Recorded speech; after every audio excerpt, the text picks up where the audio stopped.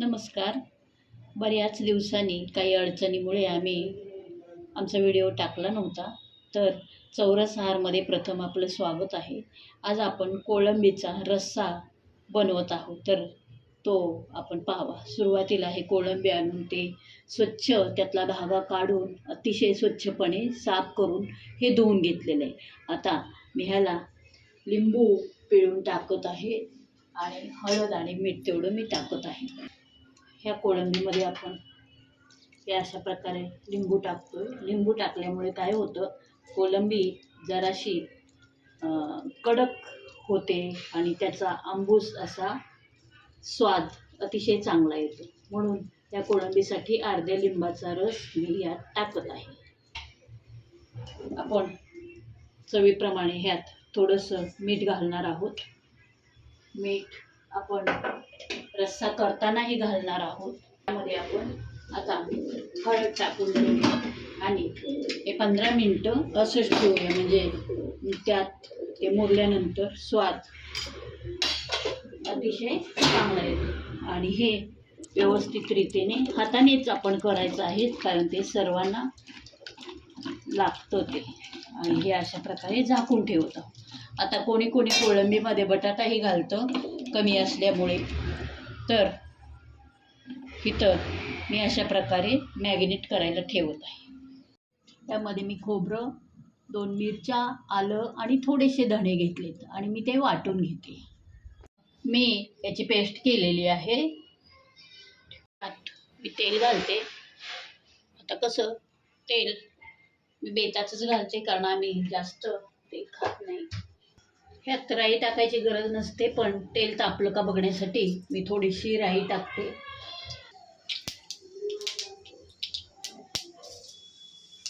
त्यात मी कांदा घालून घेते.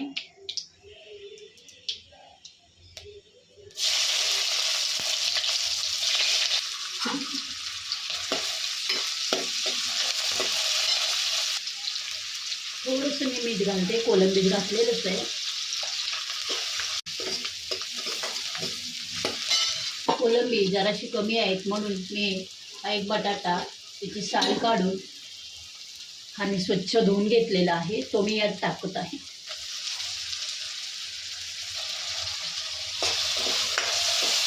कांद्याबरोबर टाकला की तो मऊ होतो लवकर. थोडीशी हळद,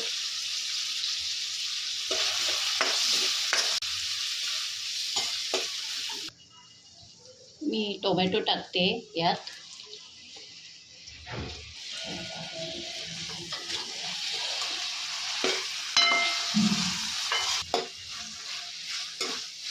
जराशी मी झाकण ठेवते, म्हणजे तो लवकर मऊ पण होईल आणि बटाटा पण चांगला मऊ होईल.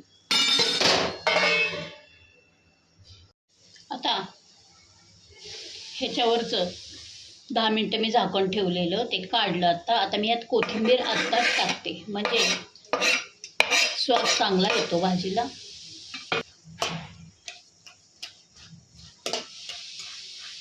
ह्यात धणा जिरा पावडर स्वादसाठी मी थोडीशी टाकते, त्यामुळे स्वाद चांगला येतो.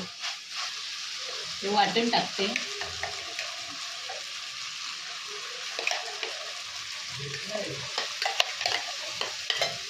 हे आपण वाटण करून घेतलेलं सर्व टाकत आहे.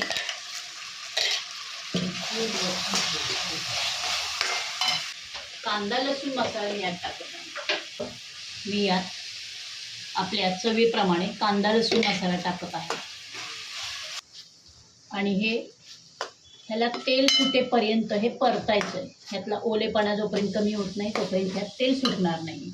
यामध्ये आपण ही कोळंबी टाकत आहोत. हे चांगलं फ्राय झालेलं आहे. हे सर्व कोळंबी आपण टाकून घेत आहोत आणि हे आपण ह्यात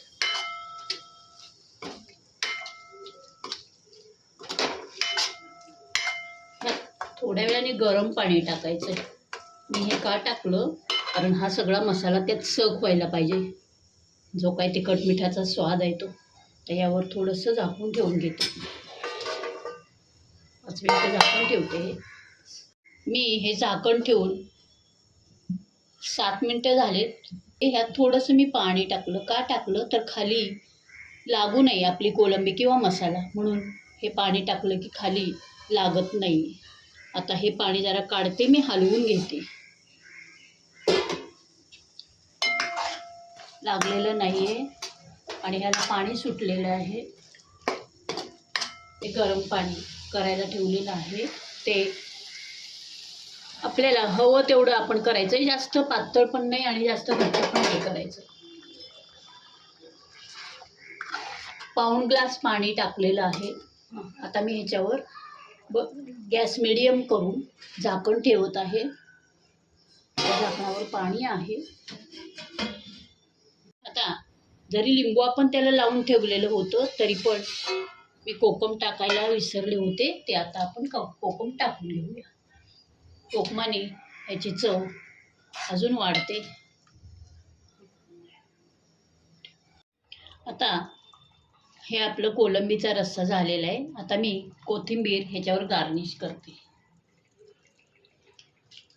मी 20 मिनिटं ठेवलेलं होतं आणि आता हे झालेलं आहे.